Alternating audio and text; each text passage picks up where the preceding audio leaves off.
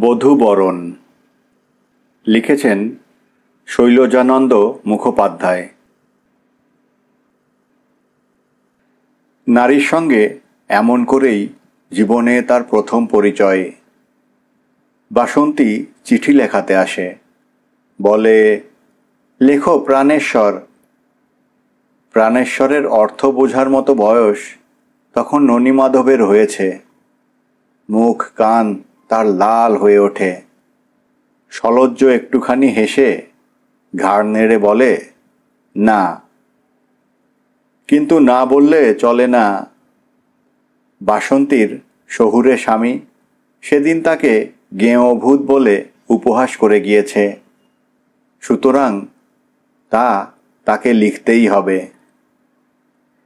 বাসন্তী তার হাতখানি চেপে ধরে, বলে, না ভাই, লক্ষ্মী মানিক আমার। তা হাত ধরবার দোষ নেই। এই সেদিন পর্যন্ত দুজনে একসঙ্গে খেলা করেছে। দুর্ভাগ্য ননীমাধবের, 15 বছরেই বাসন্তীকে দেখায় যেন এক মস্ত ডাগর মেয়ে, আর 14 বছরের ননীমাধব সেই যে ছোটকে, সেই ছোট। উপরোধে কে নাকি ঢেঁকি গিলেছিল, এ তো সামান্য কথা। ননীমাধবকে লিখতে হয়, কিন্তু তারপর অনর্গল যে সব কথা বাসন্তীর মুখ থেকে বের হতে থাকে, চিঠিতে তা লেখার নয়। তবু ননীমাধব যা হোক করে লিখে চলে। বাসন্তী বলে, পড়ো দেখি, শুনি। ননীমাধব উঠে দাঁড়ায়, বলে, পারব না। বাসন্তী লেখাপড়া জানে না, কিন্তু জাদুবিদ্যা জানে হয়তো। সে এক অদ্ভুত গ্রীবাভঙ্গি করে আয়ত ঢলঢলে চোখ দুটি তুলে ননীমাধবের পানে ফিরে তাকাতেই তাকে বসতে হয়। যা না লিখেছে তাও পড়ে শোনায়। বাসন্তী খুশি হয়ে বলে, আর দুটি কথা। ননীমাধব আবার বেঁকে বসে, কিন্তু এবার চোখের চাহনি দিয়ে নয়, গ্রীবাভঙ্গি করেও নয়। বাসন্তী হাত ধরে টেনে তাকে কাছে বসায়।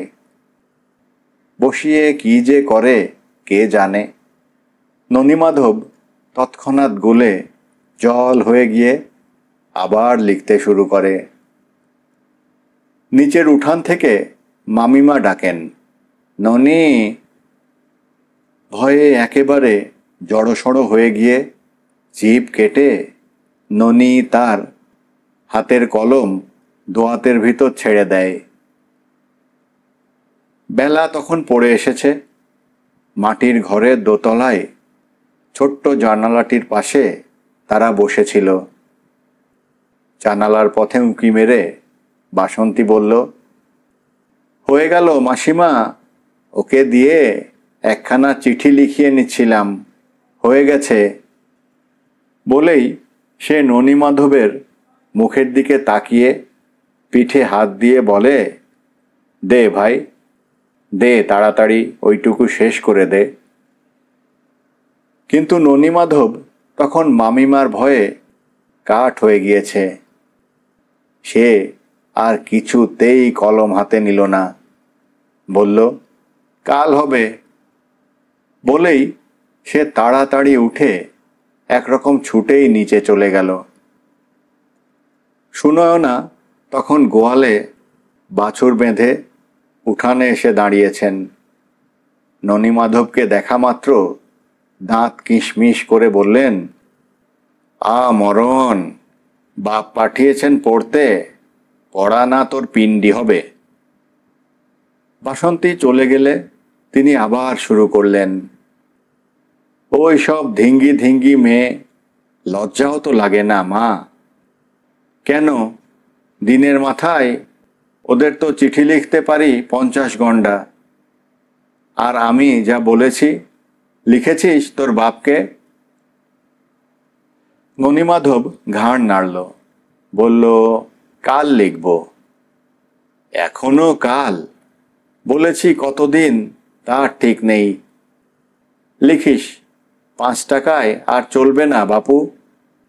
আমি হিসেব করে দেখেছি, কাপড় 1 জোড়া কিনে দিয়েছি, তার দাম যেন পাঠিয়ে দেয়। আমি দেব কোত্থেকে?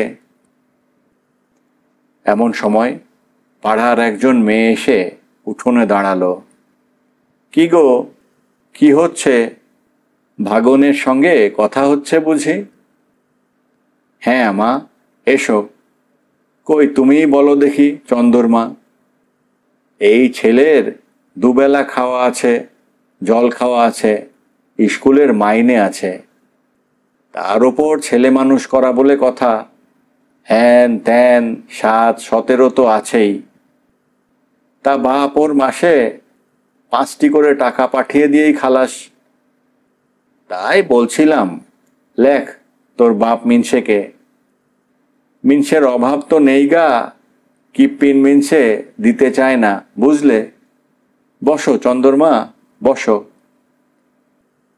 বাপ মিনসে এ গ্রামেরই জামাই। চন্দরমা তাকে চিনত। বলল, শশধরের অভাব কি মা? বলেই সে বসল। বলল, বুড়ো বয়সে মিনসে আবার বিয়ে করতে গেল কেন গো? এত সুন্দর ছেলে, বিয়ে দিলেই 2 দিন পরে ঘর সংসার সবই হতো। সুন্দর ছেলে তখন সরে পড়েছে। কিন্তু ননীমাধব ঘাড় নাড়লে কি হবে, মেয়েরা ছাড়ে না। চিঠি আসলে তা পড়তেও হয়, আবার জবাব না লিখলেও চলে না। একা বাসন্তী ছিল, এখন আবার আরও 5 জন এসে জুটেছে। দুলি আসে, চঞ্চলা আসে, সখী আসে, মালতী আসে। মামিমার ভয়ে বেচারা ননীমাধব সর্বদা শঙ্কিত হয়ে থাকে। সুনয়নার বাড়ি সুবিধা হয় না। চঞ্চলা বলে, চ ভাই, আমাদের বাড়ি চ। বাড়ি তাদের একেবারে ফাঁকা। রান্নাঘরের দোতলাটায় বাস করে না কেউ। আধখানা জুড়ে শুকনো বালি বিছিয়ে সম্বৎসরের আলু রাখা হয়েছে, বাকি আধখানা হাঁড়িতে কলসিতে ঠাসা। তারই একপাশে কোনো মতে একটুখানি জায়গা করে নিয়ে চঞ্চলার চিঠি লেখা চলে। চঞ্চলার চিঠি লেখা না ছাই, চিঠি লিখাতে সে জানে না। ননীমাধবের পাশে গিয়ে বসে, বসে বলে, দে না ভাই একটা জবাব লিখে। ও কি লিখেছে দেখলি তো? ননীমাধব বিপদে পড়ে, বলে, বাহ, আমি কি লিখব? তোর চিঠি, তুই বল, আমি লিখি। চঞ্চলা বলার চেষ্টা করে, একটুখানি সরে বসে চোখ বুজে কিছুক্ষণ ধ্যানস্থ হয়ে ভাবে, তারপর খিলখিল করে হেসে ওঠে, না, আমি পারবো না বলতে। ননীমাধব তখন নিজেই লিখতে শুরু করে। লেখে, শ্রীচরণ কমলেশু, আপনি কেমন আছেন? আমি ভালো আছি। লিখে পড়ে শোনায়। ননীও হাসে, চঞ্চলাও হাসে। হাসতে হাসতে চঞ্চলা একেবারে গড়িয়ে পড়ে, বলে, বাস, এইবার ঠিকানা লিখে ফেলে দাওগে, যাও। এমন সময় সিঁড়ির দরজায় শব্দ হয়।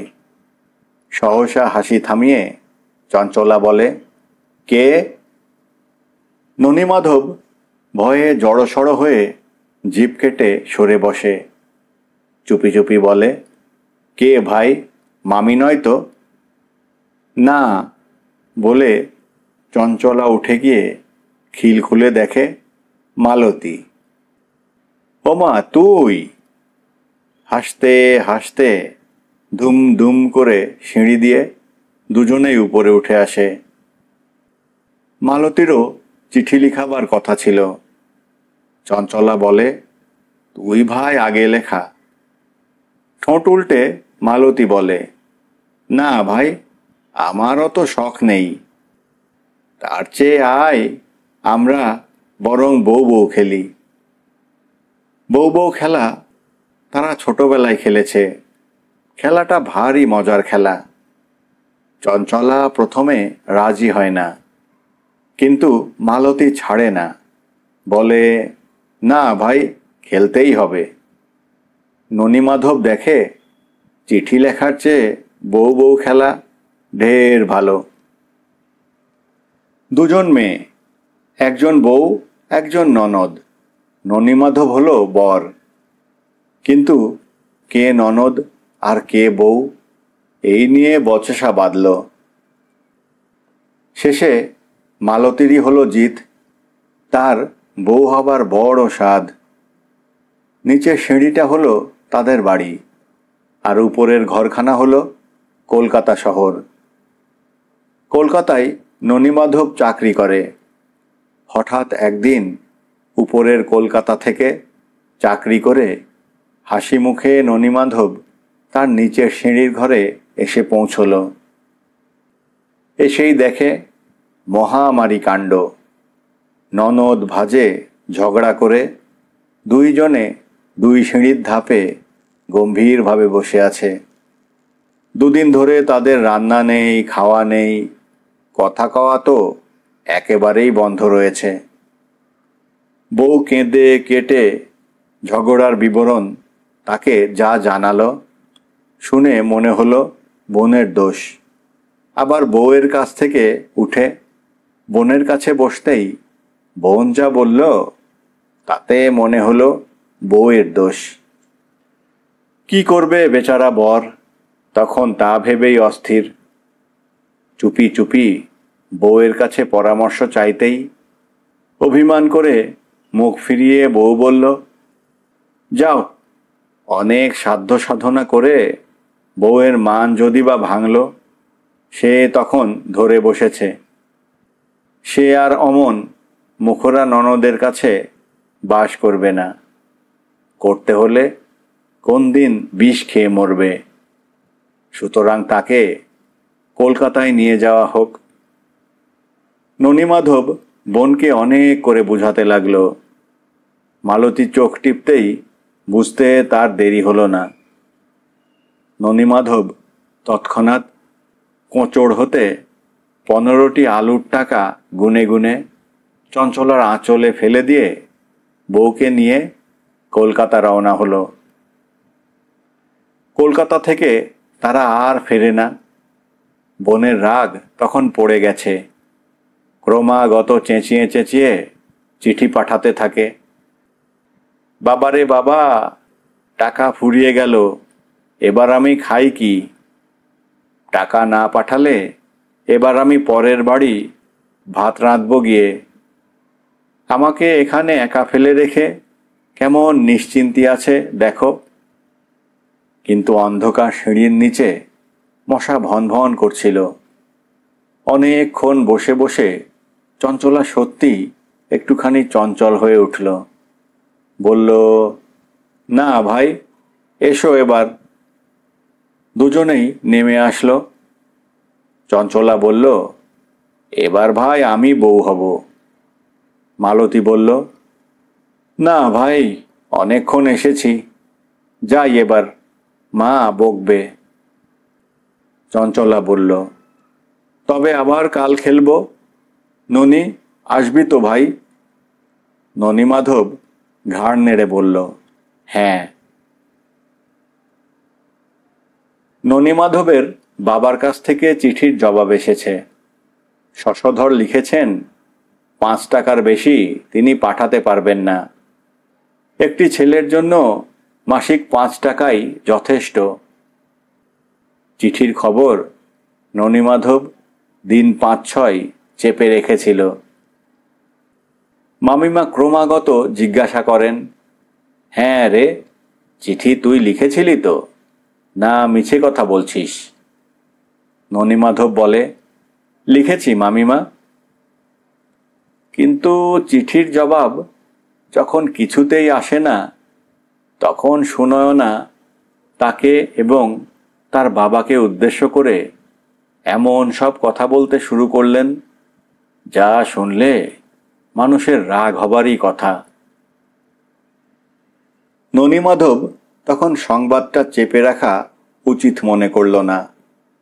বইয়ের দপ্তর খুলে তার একটি পাঠ্যপুস্তকের ভিতর থেকে সযত্ন রক্ষিত তার পিতার চিঠিখানি এনে মামিমার পায়ের কাছে ফেলে দিল। ফেলে দিয়ে ম্লান মুখে সেইখানেই দাঁড়িয়ে রইল। সুনয়না ভাবছিলেন ঠাকুর জামাইয়ের অগাধ সম্পত্তি, একটিমাত্র ছেলে, 10টি করে টাকা সে নিশ্চয়ই পাঠাবে, এমনকি বেশিও পাঠাতে পারে। চিঠি অনেক আগেই লেখা উচিত ছিল। বললেন, পড় বাবা, পড়ে শোনা, আমি তো পড়তে জানি নে। ননীমাধব ধীরে ধীরে চিঠিখানি পড়ে শোনালো। সুনয়নার মুখ চোখ তখন লাল হয়ে উঠেছে। গম্ভীরভাবে বললেন, হুঁ বলেই গুম হয়ে বসে রইলেন। পরদিন থেকে ননীমাধবের আর স্বস্তি রইল না। উঠতে বসতে যখন তখন মামিমা তাকে যা তা বলতে আরম্ভ করলেন। সব দোষ যেন তারই। বেচারা চোরের মতো ঘরে এসে ঢোকে, আবার চোরের মতো বের হয়ে যায়। কি যে করবে কিছুই ভেবে পায় না। একবার ভাবে তার বাবাকে একখানা চিঠি লিখবে, আবার ভাবে কাজ নেই, এমনি করে যতদিন চলে চলুক।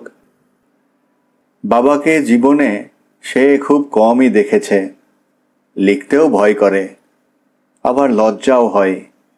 ভাবে এই বিষয়ে মালতীর সঙ্গে একবার পরামর্শ করবে।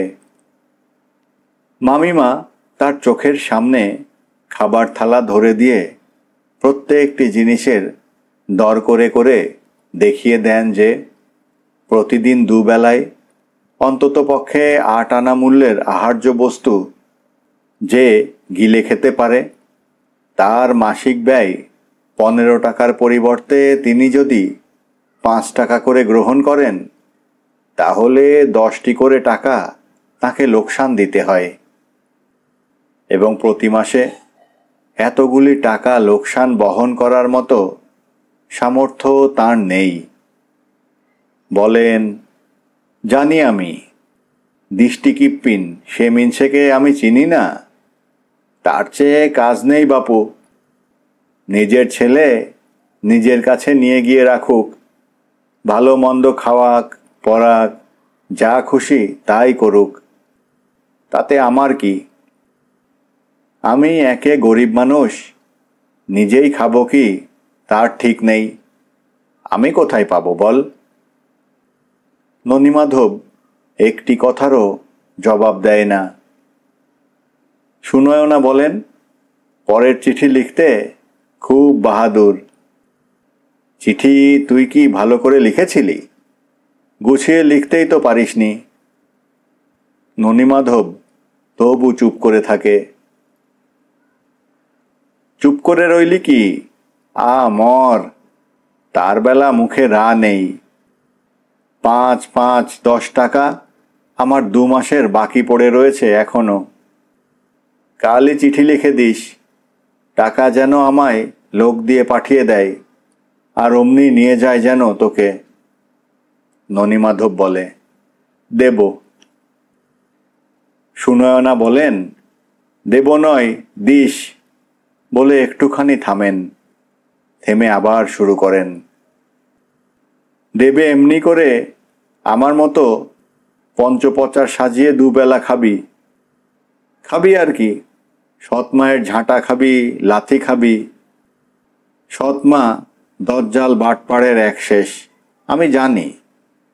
শুনেছি রে, সব শুনেছি, শুনতে কিছু বাকি থাকে না।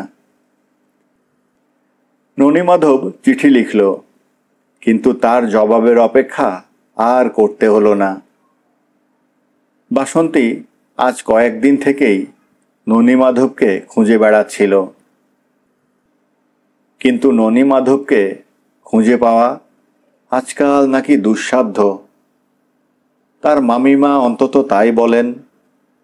তবে তাকে খুঁজে বেড়াবার কারণ যা, তা সকলের কাছে বলার নয়। বাসন্তী এই নিয়ে বেশি হইচই করতে পারে না। বিকেলে গা ধোবার জন্য কলসি কাঁখে নিয়ে দল বেঁধে মেয়েরা পুকুরে যায়। অন্যদিন চঞ্চলাই বাসন্তীকে ডাকতে আসে। সেদিন সে আসলো না দেখে বাসন্তী নিজেই তার বাড়ির দিকে চলতে লাগলো। গিয়ে দেখে নিস্তব্ধ বাড়ির প্রাঙ্গণে মাত্র কয়েকটা কাক উড়ে উড়ে বেড়াচ্ছে। কোথাও কারও সাড়া শব্দ নেই। বাসন্তী ডাকল, চঞ্চলা। সামনে টিনের ঘরটার উপর থেকে কে যেন সাড়া দিল, যাই। বাসন্তী একটুখানি এগিয়ে গিয়ে দেখে দরজার খিল খুলে মালতী বের হয়ে আসছে। মালতীকে দেখবে বাসন্তী তা ভাবেনি। জিজ্ঞাসা করল, চঞ্চলা কই? আসছে বলে আঙুল বাড়িয়ে মালতী উপরে সিঁড়ি দেখিয়ে দিল। বলল, আসছে, চল। বাসন্তী কিন্তু গেল না। বলল, কেন দেরি করছিস কেন লা?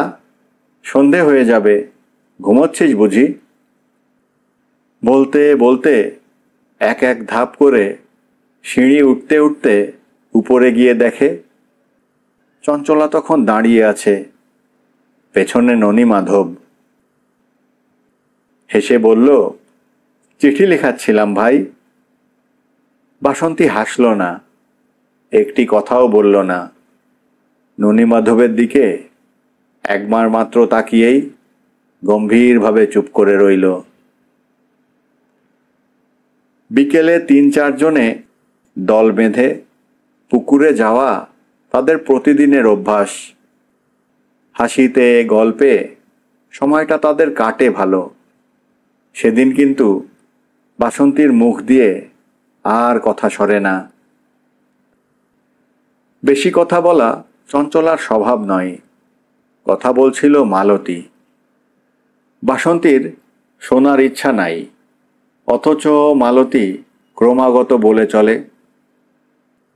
পুকুরের কাছে গিয়ে বাসন্তী বলল, আহ, চুপ কর না ভাই, আবোল তাবোল বকছিস কেন মিছেমিছি? লজ্জায় মালতী চুপ করে গেল। বাসন্তী আর চঞ্চলাদের বাড়ি গিয়ে দূর থেকে তাকে চিৎকার করে ডাকে না। চোরের মতো পা টিপে টিপে প্রায় প্রতিদিনই তার বাড়ি গিয়ে টিনের ঘরখানার সিঁড়ির দরজাটার পাশে চুপ করে দাঁড়ায়।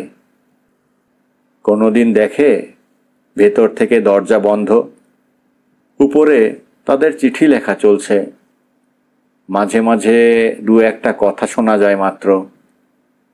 আবার কোনোদিন বা নিরাশ হতে হয়, দেখে দরজা খোলা, আলোগুলো সরানো হয়েছে, আর তারই পাশে মালতী, চঞ্চলা, সখী ও সুমতি 4 জনে মুখোমুখি বসে কড়ি চালিয়ে 10-25 খেলছে।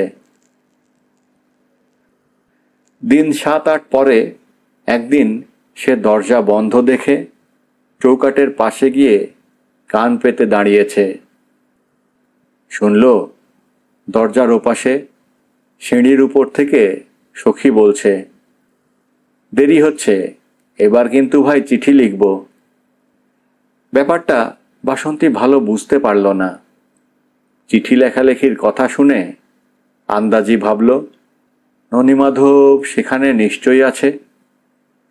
যাচ্ছি, গলার আওয়াজ ননীমাধবের। বাসন্তী তাও শুনল, এবং শুনে অবধি সর্বাঙ্গ তার রি রি করতে লাগল। অন্যদিন সে অনেকক্ষণ দাঁড়িয়ে থাকে। দাঁড়িয়ে থেকে থেকে তার যখন আর সহ্য হয় না, তখন ডাকে, চঞ্চলা আয়। কিন্তু আজ সে অবসর তার রইল না। তেমনি পা টিপে টিপে সেখান থেকে সরে পড়ল।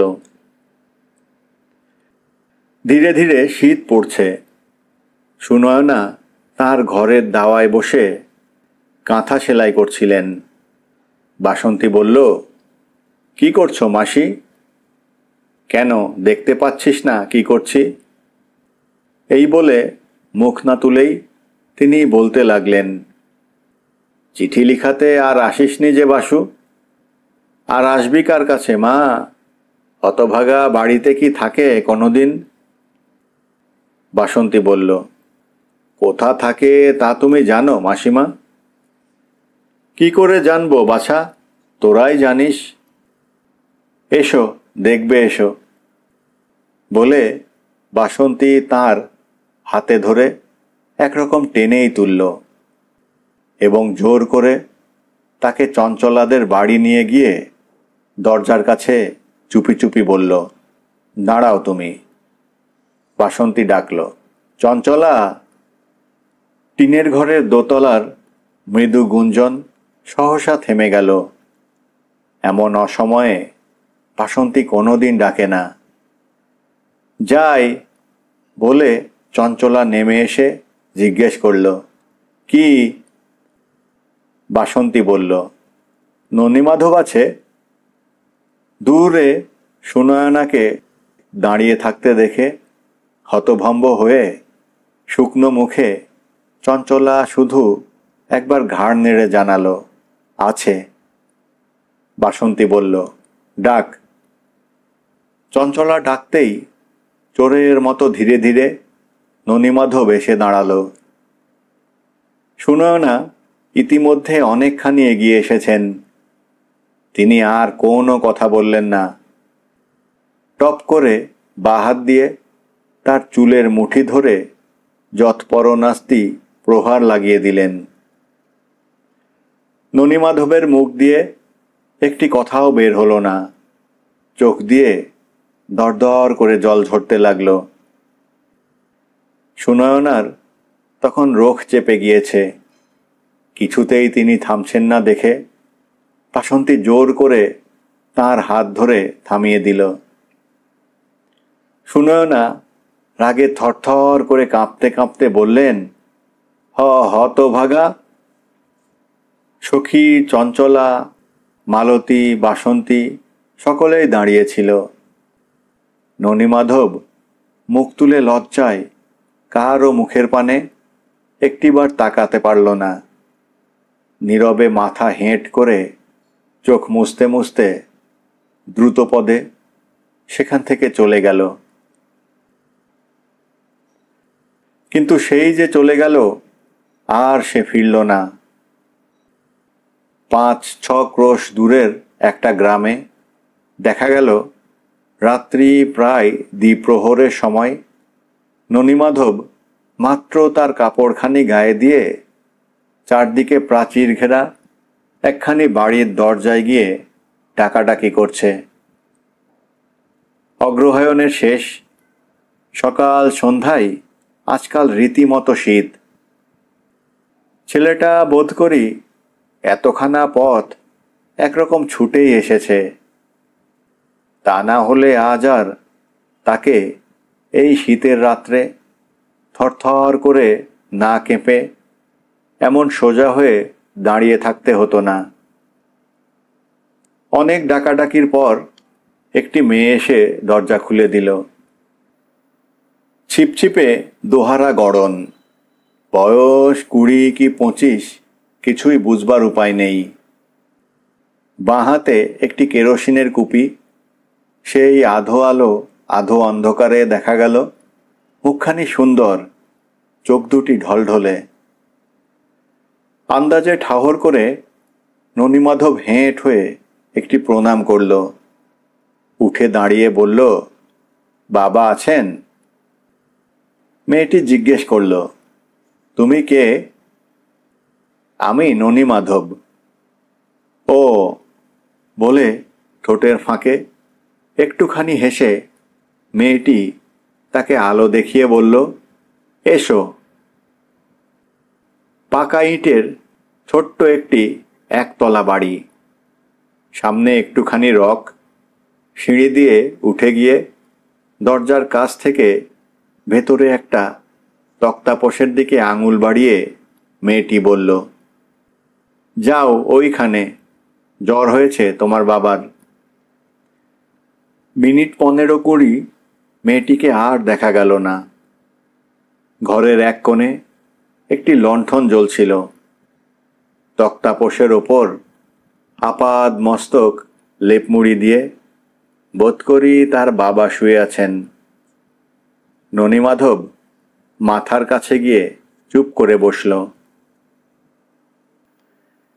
মেয়েটি ফিরে এসে ঘরে ঢুকেই দেখে ননীমাধব তখনও তেমনি চুপ করে হেঁট মুখে বসে আছে।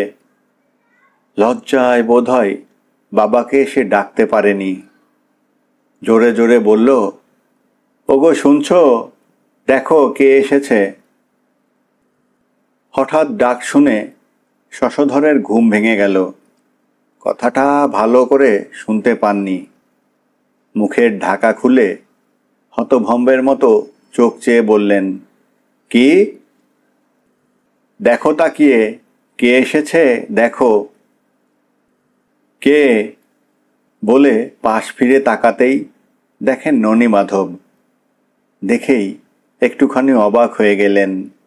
বললেন, তুই এত রাত্রে? মেয়েটি জবাব দিল, এসেছে হয়তো রাগটাগ করে, গায়ে জামা নেই, পায়ে জুতো নেই, কোঁচার খুঁটে গা ঢেকে এসেছে। লেপের ভিতর থেকে একখানি হাত বের করে ছেলের হাতখানা চেপে ধরে বাবা জিজ্ঞেস করলেন, হ্যাঁ রে? নীরবে শুধু একবার ঘাড় নেড়ে ননীমাধব বসে রইল।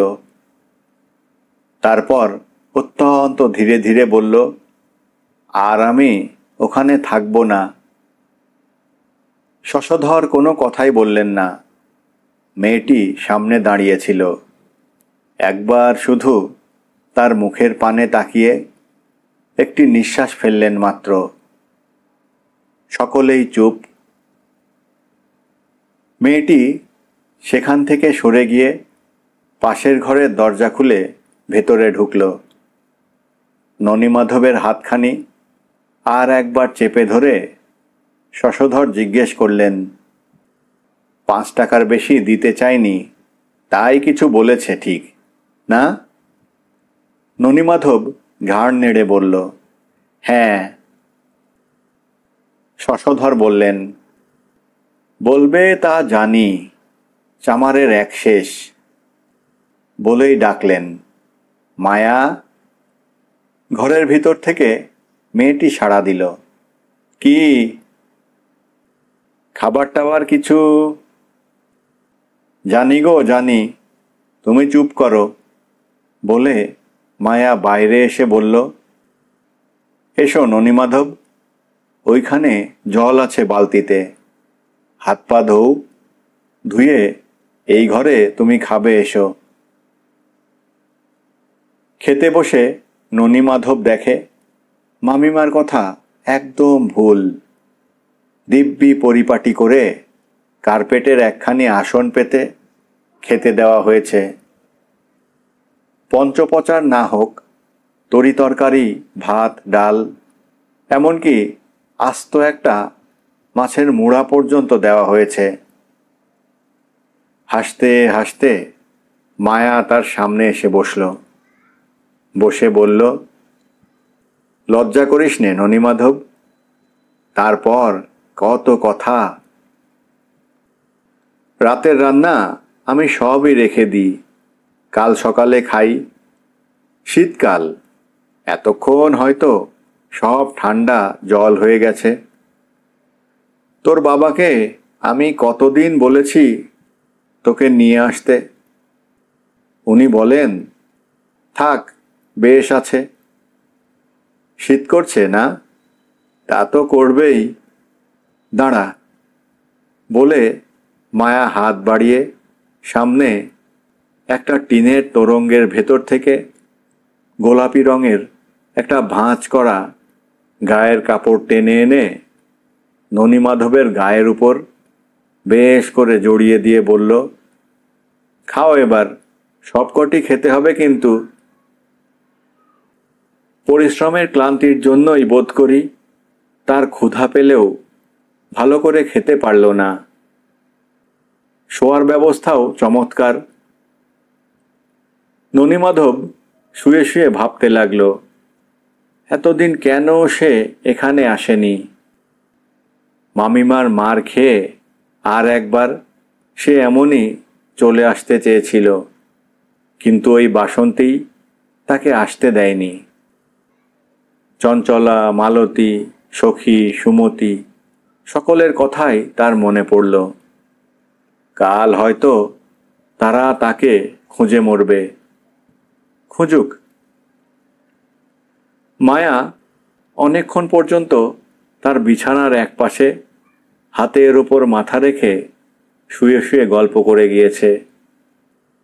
দেখতে সে অনেকটা বাসন্তীর মতোই। তাকে সে যে কি বলে ডাকবে তাও সে কিছুক্ষণ ধরে চিন্তা করল। নিজের মা তার অতি শৈশবেই মরে গেছে। মা বলে আজ পর্যন্ত কাউকেও সে ডাকেনি। ননীমাধবের কেমন যেন লজ্জা করতে লাগল। এমনি করে এ কথা সে কথা ভাবতে ভাবতে সে ঘুমিয়ে পড়েছিল। সকালে চোখ মেলে দেখে মায়া আবার কখন তার পাশে এসে শুয়েছে। দিনের আলোয় ননীমাধব তার ঘুমন্ত মুখখানি ভালো করে একবার দেখে নিয়েছে। এমন সময় মায়ার ঘুম ভাঙল। হঠাৎ চোখাচোখি হতেই ননীমাধবকে সে তার কোলের কাছে টেনে এনে ঈষৎ হেসে জিজ্ঞেস করল, তাকিয়েছিলি যে অমন করে? নিতান্ত লজ্জিত হয়ে ননীমাধব হেসে মুখ নামালো। রাতে যাকে সে বাসন্তীর মতো দেখেছিল, দিনের আলোয় তাকে সে আবার এক রকম দেখল। সে যে এত সুন্দর গতরাত্রির অস্পষ্ট আলোকে, তা সে বুঝতে পারেনি। মায়ার নিঃশ্বাসের বাতাস ননীমাধবের মাথার চুলে এসে লাগছিল। সে আর অমন করে শুয়ে থাকতে পারল না। ধীরে ধীরে চোখ দুটি তুলে বলল, উঠি। মায়া হাতখানি তার ছেড়ে দিয়ে চোখ বুজে ঘাড় নেড়ে বলল, ওঠো। গ্রামখানিও মন্দ নয়। 2-4 দিনের মধ্যেই ননীমাধবের সঙ্গী জুটে গেল বিস্তর।